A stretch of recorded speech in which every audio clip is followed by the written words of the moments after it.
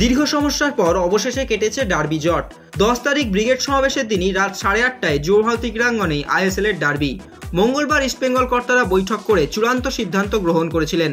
তবে প্রশ্ন উঠছে, রাত 10:30টা নাগাদ খেলা শেষ হওয়ার পর বাড়ি ফিরবেন কিভাবে দর্শকরা? সেই সমস্যারও প্রায় সমাধান করে ফেললেন ইস্টবেঙ্গল কর্তারা।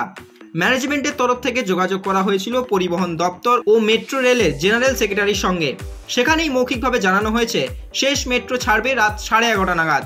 এছাড়াও পশ্চিমবঙ্গ পরিবহন দপ্তরকে অতিরিক্ত বাস পরিষেবা চালানোর জন্য আবেদন করা হয়েছে। 11টার পর স্টেডিয়াম থেকে গড়িয়া, বিধাননগর, শিয়ালদা, হাওড়া সহ বিভিন্ন রুটের বাস চালানো যদি যায় এবং দর্শকদের নির্বিঘ্নে যাতে গন্তব্যে পৌঁছে দেওয়া যায়, সেই দিকেই বদ্ধপরিকর ইস্টবেঙ্গল কর্তারা।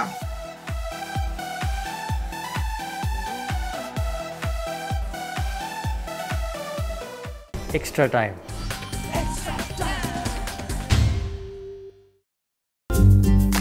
লেটেস্ট নিউজ আর এক্সক্লুসিভ ভিডিওর সঙ্গে আপডেট থাকতে এখনই সাবস্ক্রাইব করুন আমাদের ইউটিউব চ্যানেল। বেল আইকনে ক্লিক করতে ভুলবেন না যেন।